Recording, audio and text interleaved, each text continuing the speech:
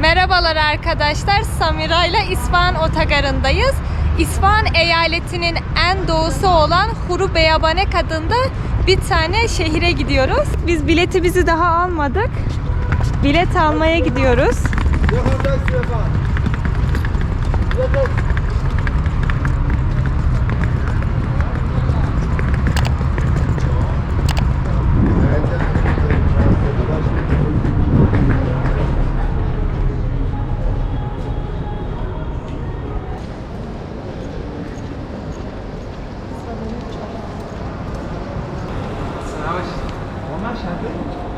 سلام خسته نباشید. ما دو تا بلیط برای تور می‌خواستیم. اون ساعت 2 به نام سمیرا سمیفر سمیفر. یه نفر کافی یه دو نفر. موبایلتون 0913 دو تا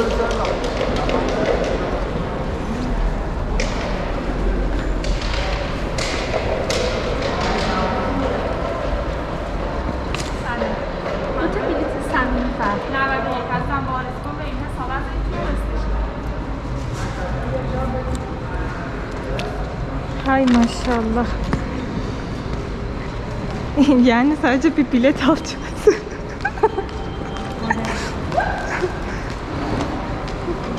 Dur ben telefonumdan yapabilirdim ama bu hesabımdaki para az. Bende var ama benim internet hesabım yok.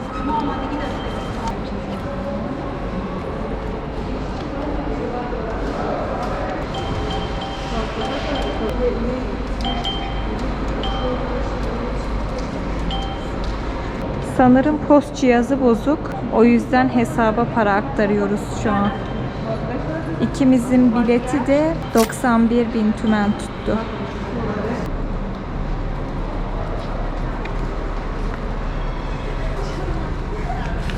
Biletimiz. Burada bekleyelim biz.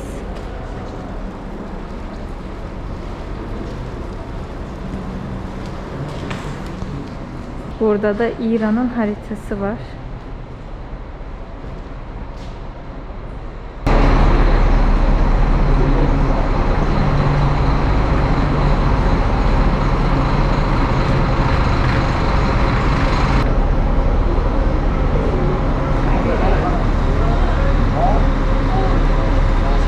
قرونه ماشین بعد سنیم میکنم سفیده باش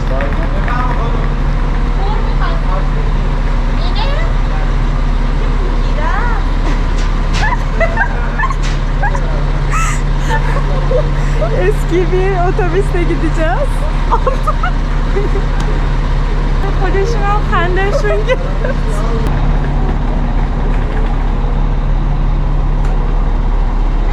حالا بفرستم. کجا پیاده میشی شما؟ خود خود؟ بله. کجا خود؟ هتل عالی هست و اونجا می‌خوایم بریم. اینم مثلا. خب پس خودتون زحمت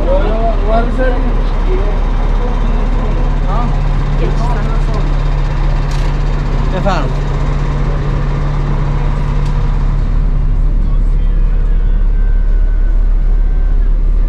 İran'da ilk defa bu tarz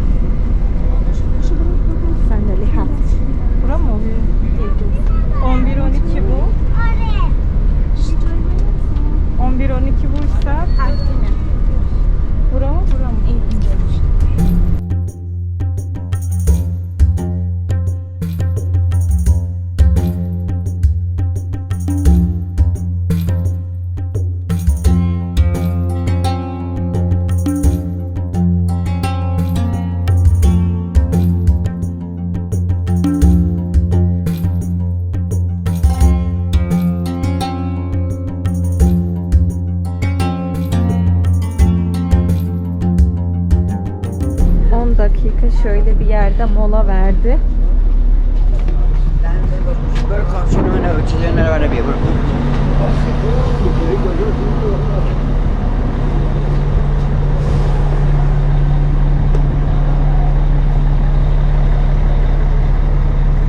Şöyle manzarası var.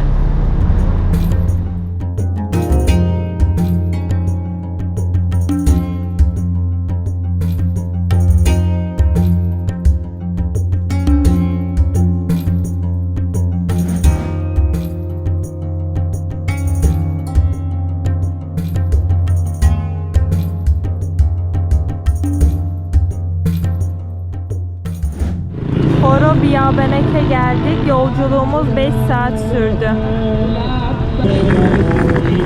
Şurada çay veriyorlar. Gidip orada bir çay içelim.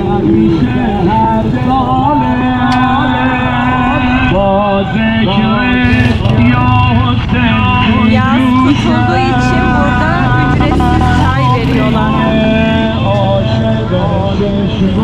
Hazreti Hüseyin çadırı.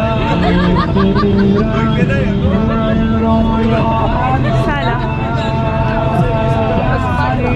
Dotaç.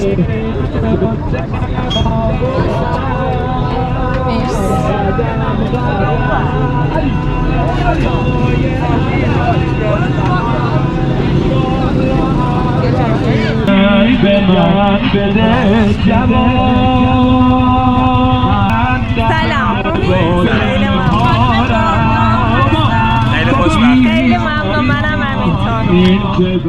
Şimdi biz otele geldik. Odada bir tane 2 kişilik, bir tane de tek kişilik yatak var. Samira ile şu an kura çekiyoruz. Kim ikili de yatacak bakalım. Yazdın mı? Yazdım. Şimdi ikimiz de fark etmez dedik. Ben dedim kura çekelim. Kime hangisi gelirse onda yatar.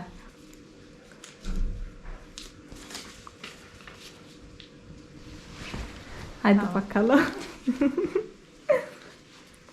Karıştır.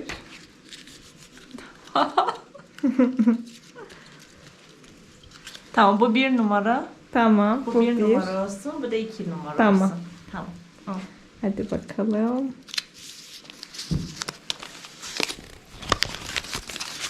Aç.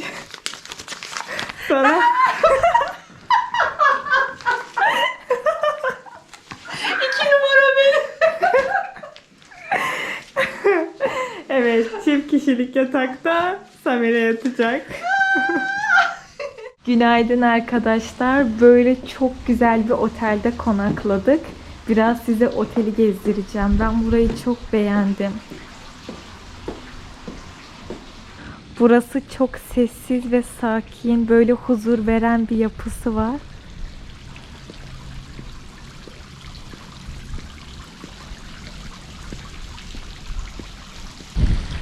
Burada da narlar var.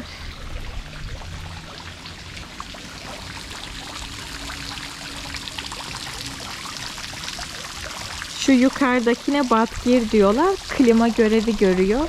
Şöyle karşıya doğru bir gidelim. Bakalım orada da neler var. Burası bayağı bir büyük bir yer. Böyle karşıdan da göstereyim. Şu tarafa da gidelim bir bakalım.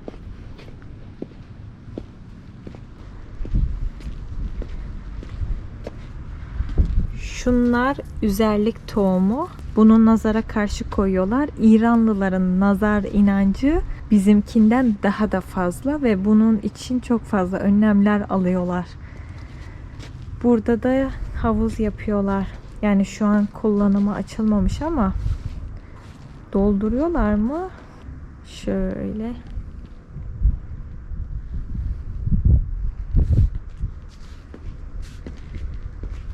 Şurada da kebap yapmak için bir yer yapmışlar. Biraz da gidip içeriği gezelim.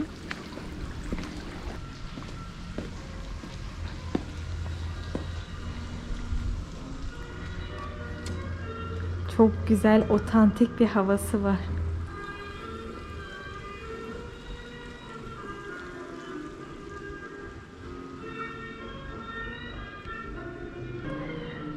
Şöyle eleği işlemişler. Çok güzel. Burası hurmalarıyla meşhur. Havasından dolayı hurma yetiştiriliyor. Bakalım burada neler var.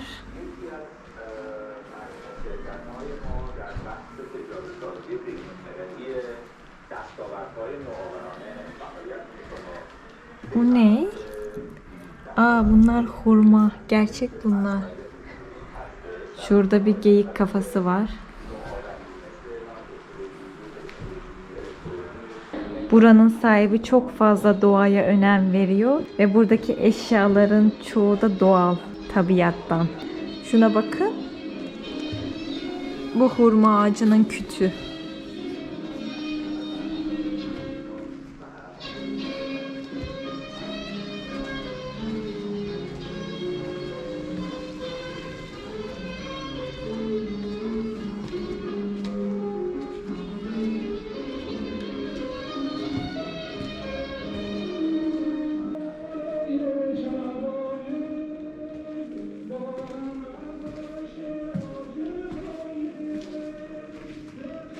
Kahvaltı hazır. Kahvaltı yapmaya gidiyorum. Tabii Samira benden önce geldi. Günaydın canım. Günaydın. Ay, kahvaltıyı sen mi kurdun? Evet. Çok güzel. Ay, burası çok tatlış.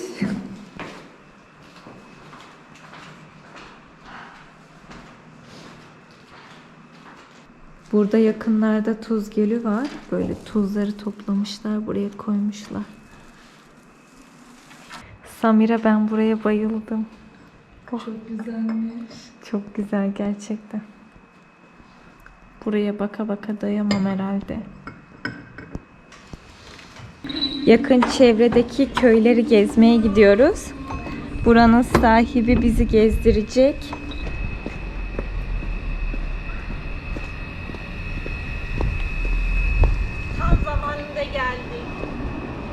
Şöyle dışarıdan da görün. Buranın adını da size etiketlerim.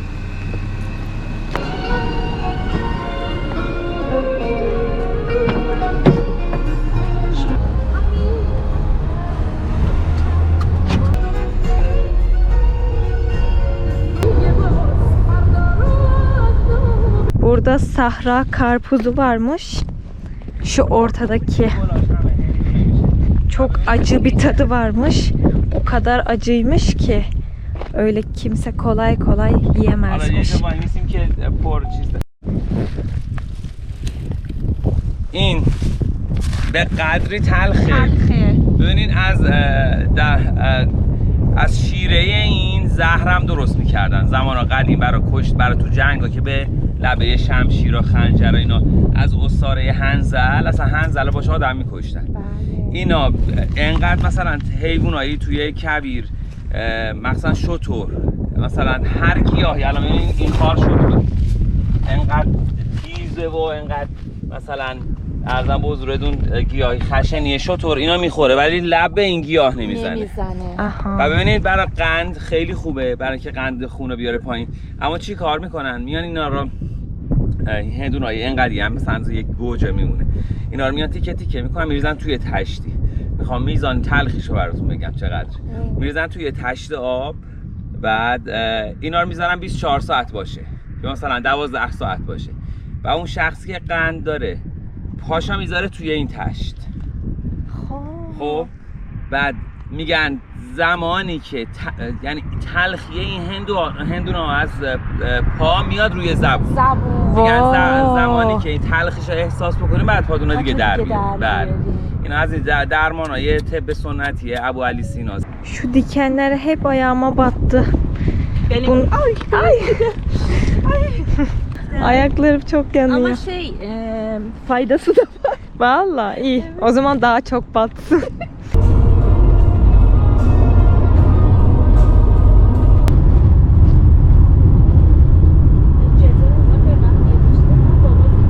Bu bitkinin adı şuur ve çok sulu bir bitki. Bakın. Şuur çok tuzlu demek Farsçada ve sebebi de çok tuzlu olduğu için. Şöyle bir bakın. Ne kadar fazla su var. Hatta daha fazla sıksam damlıyor bile.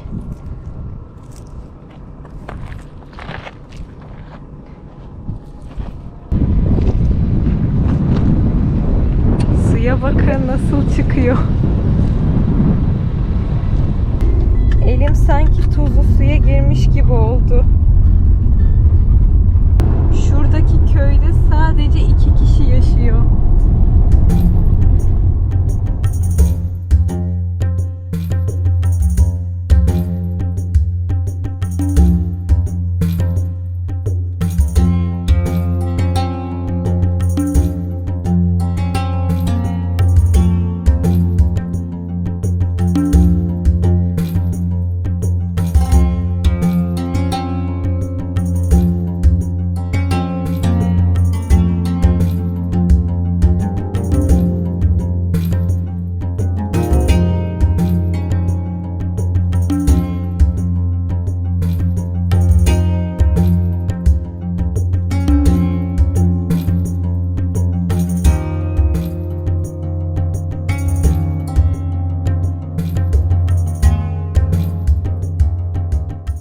Germe köyüne geldik. Burada çok fazla hurma bahçeleri var.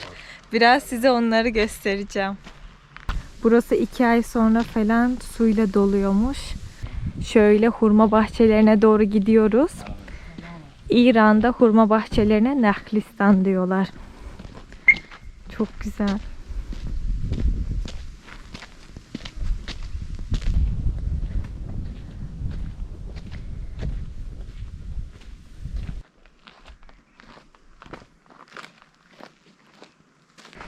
Burası çok sessiz ve sakin, çok huzur verici bir yer.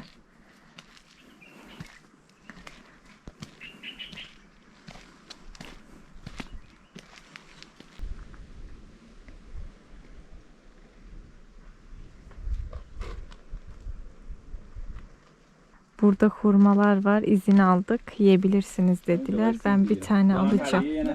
Burada farklı bir çeşit hurma var. Bu bölgede 70 çeşit hurma var. Çoğunu insan yiyemiyor. Çekirdekleri büyük. Etli kısmı çok az oluyormuş.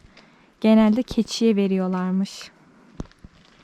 Bu köyün adı Germe, yani sıcak demek. Bu bölgenin en güney kısmında kalıyor. Ve şurada bir tane dağ var. Bu dağ köyün kuzey kısmına geliyor ve soğuk geldiği zaman, soğuk rüzgarlar geldiği zaman kuzey tarafından geliyor ve tamamen bu kuzey kısmın önünü kapattığı için rüzgar köye giremiyor ve o yüzden burası bu bölgenin en sıcak köyü.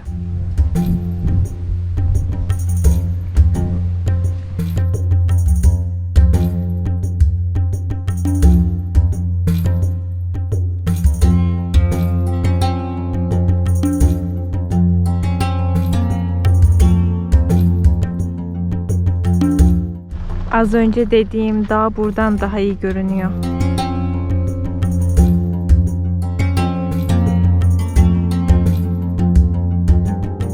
Bütün dönemlerde hurma ağacı mukaddes sayılıyordu ve bunun sebebi de çok fazla insana benzemesi. Zaten bilirsiniz, hurmaların dişil erilleri var ve doğum yaptığı zaman hangisinin dişi olduğunu anlıyorlar ve hurma şu kısmına karın diyorlar. Karın bölgesi. Oradan filiz alıyorlar ve ekiyorlar ve hurmaya diyorlar ki hurma doğum yaptı.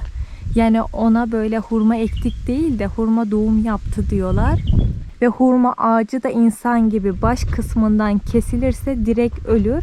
Bir de eğer hurma ağacı hurma vermezse keserin arka kısmıyla şöyle vuruyorlar. Ön kısmıyla vurmuyorlar. Eğer vurursalar hurma ağacı küsüyor. Arka kısmıyla vurup diyor ki eğer hurma vermezsen seni öldürürüm diyorlar. Ve o da o korkuyla bir dahaki yıl daha fazla hurma veriyor. Zaten burada da hurma ağacı için yani öldü diyorlar. İnsan gibi aynı.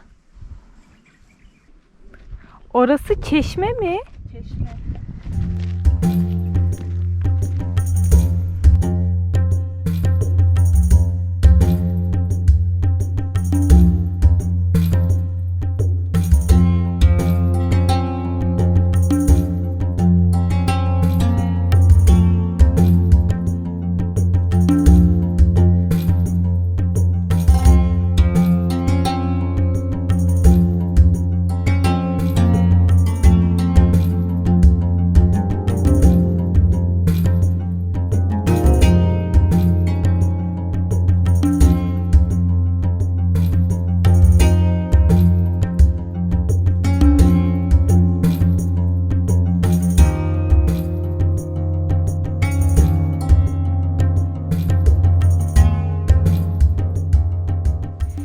Çiftçiler buraya çok güzel bir gölgelik yapmış.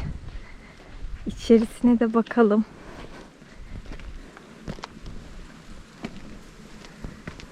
Ay çok güzel. Dışarısı çok sıcak, çok güneş var. Bu gölgelik çok iyi. Buraya masa koymuşlar. Tamamen doğal. Bu da hurma kütüğü. Bu bitkinin adı Ronas. Şu arka kısmı tamamen dikenli. Şu an ben hissedebiliyorum.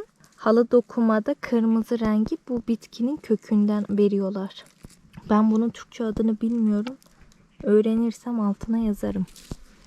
Bu kale Sasaniler döneminden kalma.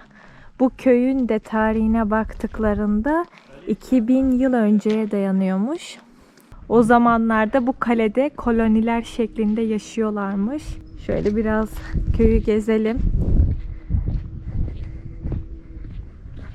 İran'da en son Müslüman olan bölge bu bölge. Çünkü o zamanlarda burada çok az insan yaşıyormuş ve ulaşım şartları da çok zor olduğu için önemsememişler. Ve burası önceden Zerdüş'müş ve şu anda da Zerdüş kalıntılarını görebiliyoruz. Çok fazla ateşkede var burada. İran'da köylerde genellikle kapı önlerinde şöyle bir yükseklikte bir oturma yerleri görüyoruz. Buraya pirneşin diyorlar. Yani yaşlıların oturacağı yer anlamında. İşte yaşlılar çok yaşlı oldukları için ve çok çabuk yoruldukları için yürürken böyle bir kapı önünde durup oturuyorlar. Dinleniyorlar, sonra gidiyorlar. Normalde camilerin kapısı kuzey taraftan oluyor. Ama eski yapılarda eğer kapı doğu tarafındansa yani burası önceden ateşkedeymiş. Çünkü ateşkedelerde doğu tarafından giriş yapılıyor. Burada çok güzel bir yapı var. Bilmiyorum giriş yapılabiliyor mu?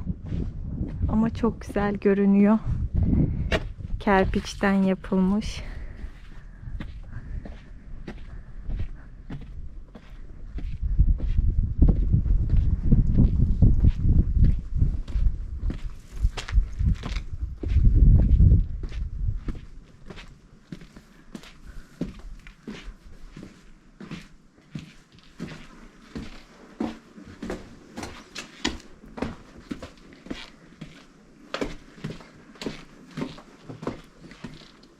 Bu köy halkı Pehlevice ve Avesta dili kullanıyorlar ve Farsça'da h ile başlayan kelimeleri f olarak kullanıyorlar. Mesela Farsça'da behor yani ye anlamında onlar befor diyorlarmış. Böyle konuşmaları, kelimeleri çok farklı. Buranın cami olduğunu sonradan fark ettim. Buna açık hava camisi diyorlarmış.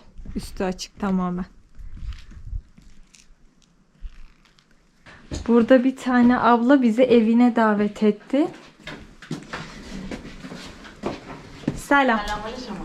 خوبم مرسی شما خوبین خیلی ممنونم مرسی.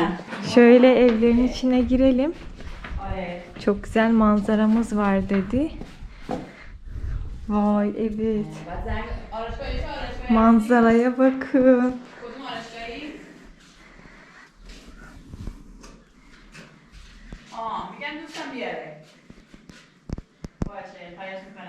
Bizi davet ettikleri ev bu köyün en yüksek köyüymüş. Bize terasa da çıkalım dediler. Öyle bütün köy ayaklarımızın altındaymış. Şimdi çıkıp bakacağız. Bu ev bize ceddemizden kaldı diyorlar. Şu klima görevi görüyor. Ve şurada önceden buzdolabı olmadığı için burası bayağı soğuk oluyormuş. Bakın şu yukarıya buzdolabı olarak bu odayı kullanıyorlarmış. Burası da kış odasıymış. Burası daha sıcak oluyormuş. Şimdi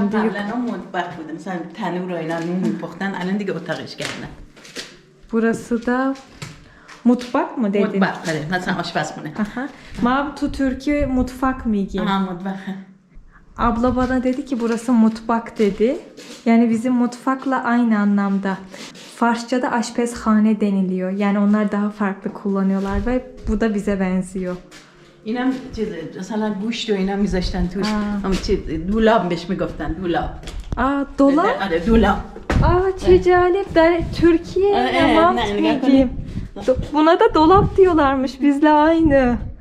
Et falan koyuyorlarmış buraya. Şu an buranın tarihini çok merak ettim. Benim bir tane Zerdüşt arkadaşım var. O da bana söylüyordu. Türkçe ile çok ortak kelimelerimiz var diyordu bana.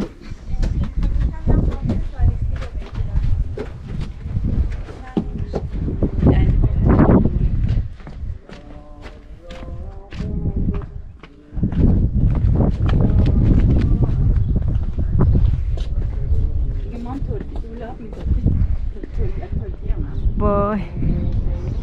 Çok güzel.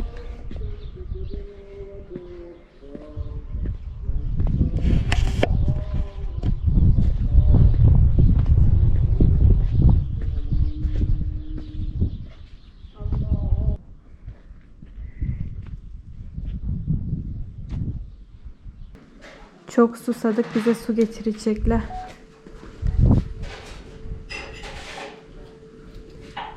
Burası mutfakları şu an.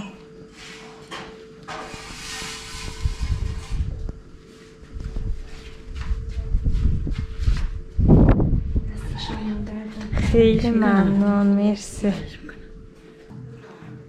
Bir zaman başa çay. Suyu tuzlu.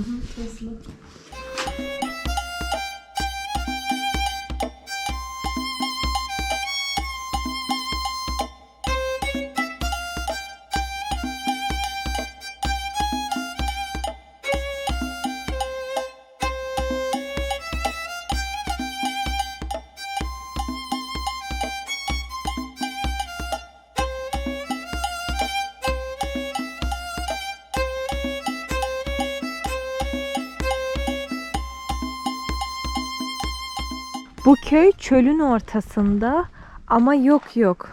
Narından, fıstığından, hurmasından, cevizinden, bademinden, incirinden bütün meyveleri burada bulmak mümkün. Çünkü bu köyde çok fazla çeşme var. Genelde yakın çevredeki bütün köylerin suları, çeşme suları tuzluyken burada çok fazla çeşme var ve hepsi de tatlı su. Bu şehir en yakın büyük şehire 300 kilometre uzaklığında olduğu için, her yerden çok uzak olduğu için Zerdüşlüğü yaşıyorlar burada. Yani artık Zerdüş olmasalar bile kültürü kalmış burada. Hatta Zerdüşlerin bayramlarını özel günlerinde kutluyorlar. Gidelim şuradan biraz su içelim.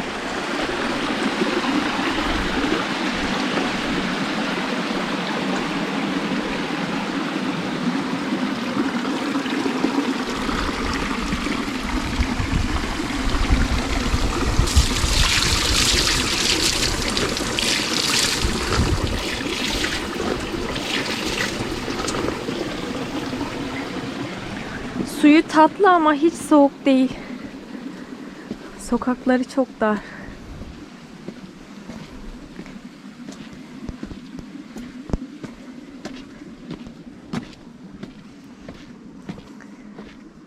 Şu yukarıdaki de sanırım kale. Buradaki köyler çok sakin. Kalabalık değil.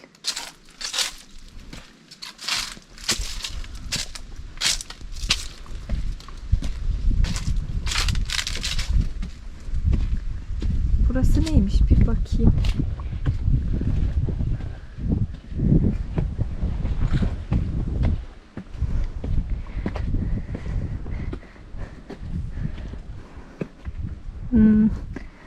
Sanırım önceden buraların içinde yaşıyorlardı.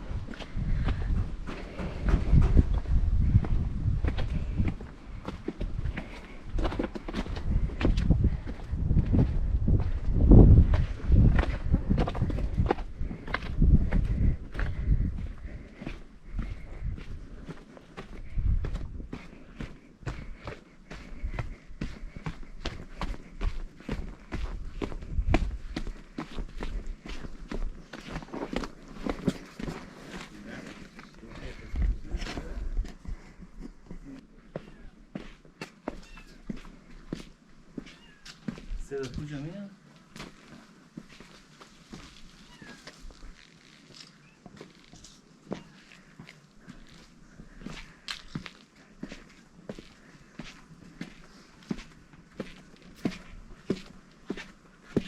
اینو هست بالا ما بالا بزنیم نه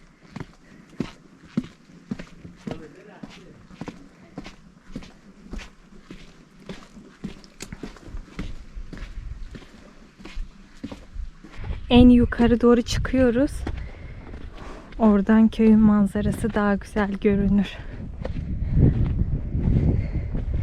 Şuradan çıkacağım herhalde. Şimdiden güzel manzaralar var.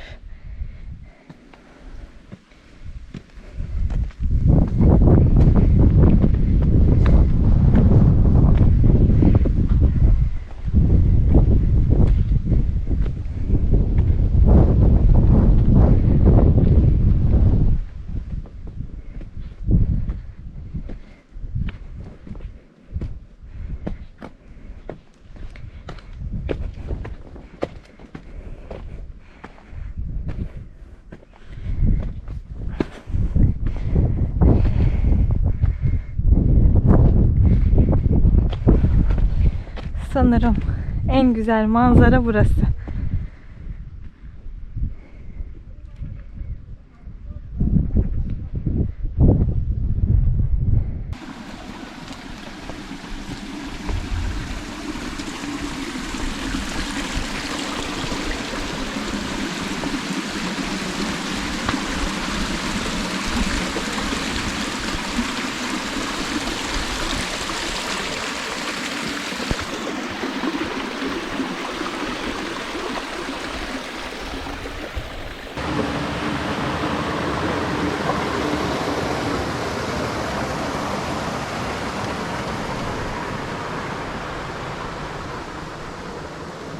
Buraya rahtşur diyorlar. Burada kıyafetlerini, halılarını falan yıkıyorlar. Şöyle bir yer.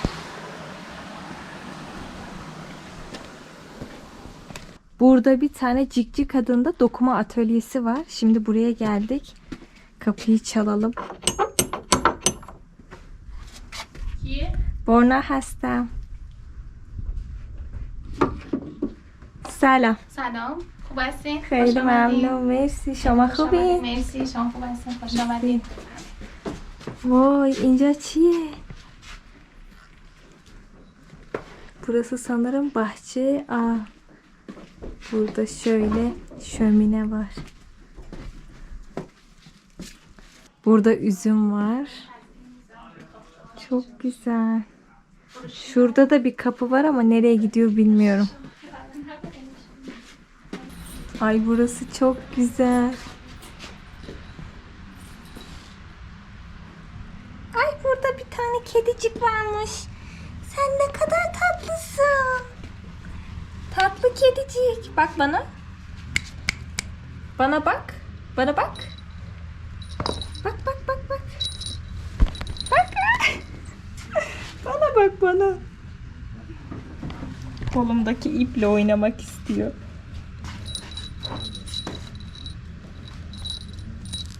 Ay.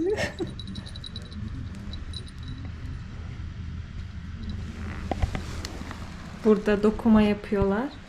Tamamen geleneksel.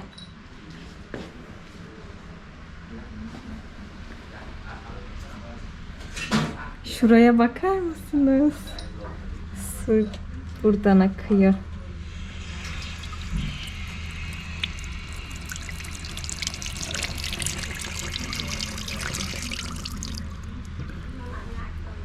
Buradan yukarı çıkılıyor. Şu tarafta neler var bakalım. Ürünler burada. Bakın. Bunlar gerçekten çok değerli. Bunlar tamamen elle yapılıyor ve boyaları da tamamen doğal. Biraz size fiyatları alayım. Fiyatlarını da söyleyeyim. این قیمتش چنده؟ این کار در اصل حالا علاوه بر اینکه پارچه دست بافته، تار جنس پنبه است و با پوست انار رنگ شده و پودش هم کرکه. جنس کاری که برای پاییز و زمستون مناسبه. بله. آستر کشی شده است و گلدوزیاش هم با دست توسط خانمای همینجا انجام شده. خیلی زیباست واقعا. مرسی. قابلتون رو نداره. این 1,700. 1,700. بله. این چه قیمته؟ اینم یه کار کاملا متفاوته با در اصل الگو گرفته از لباس بومی مردم این منطقه است، هم لباس آقایون و هم خانوما. چقدر قشنگه آره. این. این پارچش در اصل با نخ دستریسه، یعنی پنبه بومی همینجاست که تبدیل به نخ کردیم. بعد رنگش کردیم با پوست گردو و بعد پارچه تبدیل شده. کلش چقدره؟ این کار تقریبا 4,800. Aha. بله. Tamamen geleneksel dokuyorlar. Bakar mısınız? Eski sistem. Şuraya bağlı. Şuraya oturuyorlar. Buradan tek tek bunlar dokunuyor. O kadar doğal oldukları belli ki size anlatamam. Bakın bunlar da ipler. این اسمی دستگاه چیه؟ دستگاه کرباس بافی یا پارچه بافی بهش میگن. آها. به گویش خوری در از کارچاله میگن، چون دستگاه روی یک چاله تعبیه شده بهش میگن Aha. کارچاله. Doros'ta. Şöyle bir kuyu var. Kuyuya oturuyor. Oradan şimdi dokumaya başlayacak.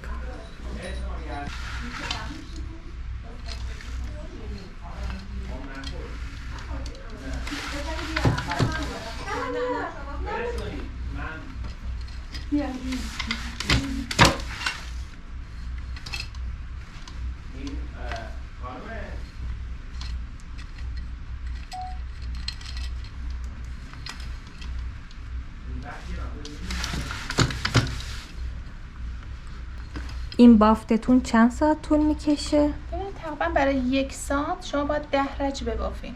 آها. 10 رج یعنی ماکو باید بیاد و بره. منتها برای 1 متر حدود 40 دقیقه تا 1 ساعت زمان میبره. آها. منتها فقط این مرحله بافتشه. منتها این نخیه که دستریسه.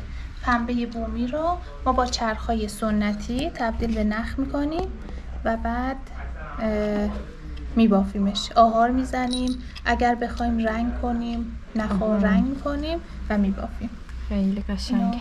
همشون مشخصه که نخ کارخونه ای نیستن اینا. نخ خیلی. دستریسه. خیلی قشنگه.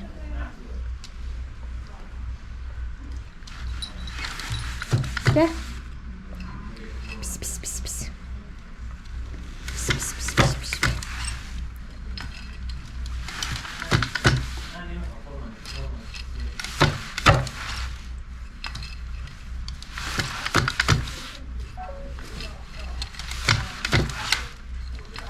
Kedinin adı Kuluze.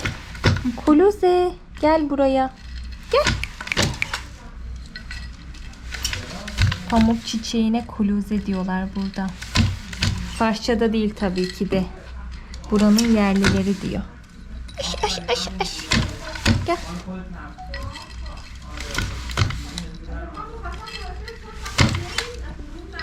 Bu el sanatı bitmeye yüz tutmuşken Mahbube yenilikler katarak bu el sanatını canlandırıyor ve çoğu kişiye ücretsiz eğitim de veriyor ve bu köyde de iş olanakları sağlıyor. Mahbube gerçekten böyle bir şey yaparak hem eski İran el sanatını zinde tutmuş oluyor hem de çoğu kişiye de iş vermiş oluyor.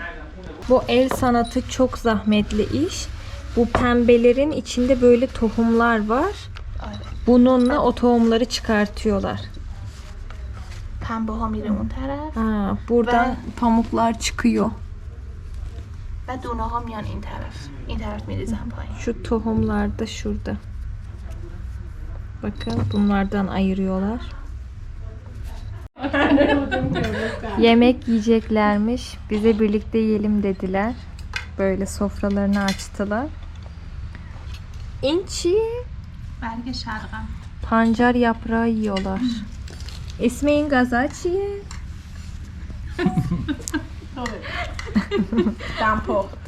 دمپخت اختراع کردم. دونم میگم غذا چی میگه دمپخت میگم دمپخت. خب دمپخت چی میگه شما دمپخت درست نمیگم. میگم خب استانبولی داریم نمیدونم لوبیا پلو داریم میگه دمپخت. ما هر چی دم دستمون اومد ریختیم روش. Demleme diyorlarmış bu yemeği. Demleme, pişirme. Yani bu tarz çok fazla yemek oluyor böyle. Ne buldularsa karıştırmışlar. Bademcun هم هست درست؟ Patlıcan da var içinde. Şu patlıcan turşusu tadı mükemmeldi. Buranın patlıcanları meşhurmuş zaten. Dışı da yeşilmiş buranın patlıcanlarının. Bayıldım. Yani ben turşu sevmeyen ben İran'da turşu yemeye başladım. Burası mutfakları. Çok güzel.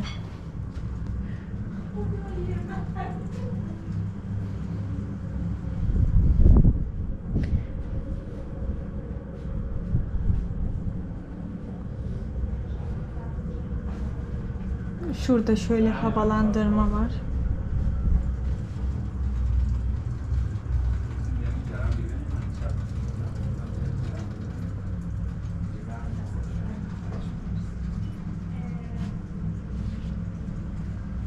این دوتا رو من برداشتم. Bağlara میتونم برم؟ این دوتا چقدر میشه؟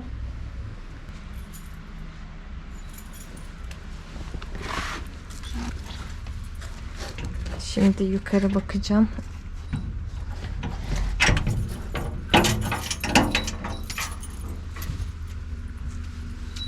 بعد اینجا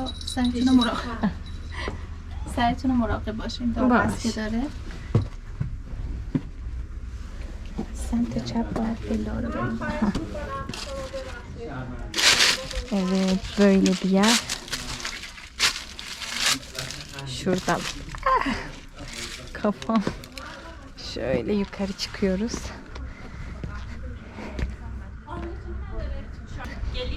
Gel. Gel. Normalde burası açık. Şöyle tülle kapatmışlar.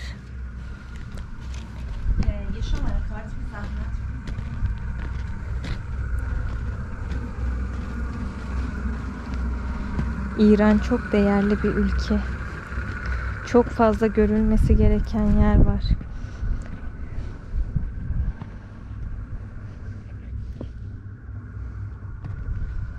Şu taraflara da gidebilirim. Buradan sanırım herkesin evine gidebiliriz.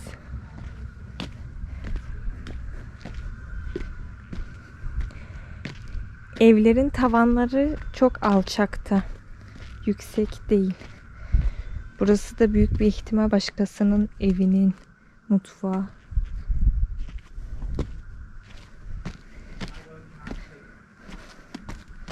Şuradan şöyle dışarı çıkılıyor.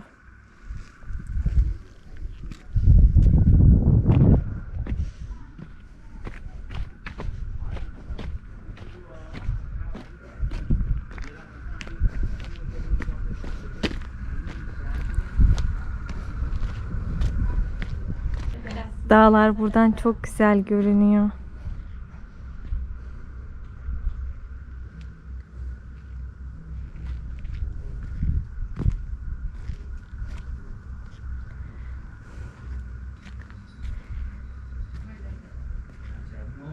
Horu Biyabanek bölgesindeki halk çok sakin.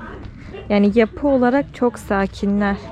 Belki de her yerden uzak oldukları içindir.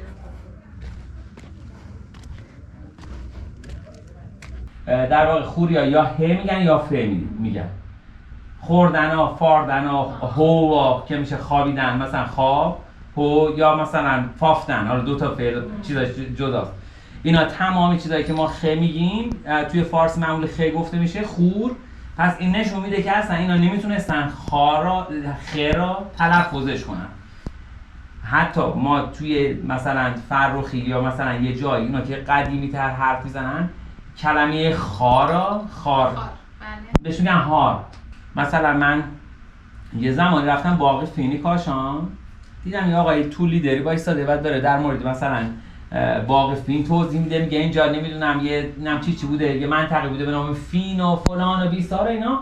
بعد پیش خودم یهو گفتم که چه جالب، ما تو خوری به خون میگیم فین، لوران به خون میگن خین. بعد این اصل کلمه خون توی فارسی اوستایی فین بوده که الان ما میگیم. چرا به باغ فینی کاشا میگن فین؟ چون خونه امیرکبیر توش ریخته شده. بله اینا hiç kesi غیر من توی ایران اینا نمیدونه. Burada et yıkıyorlar.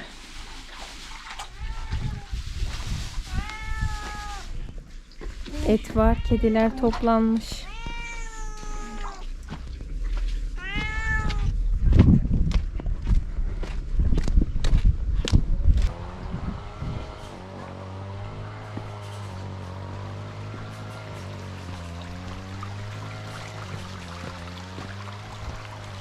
Buna erzen diyorlar.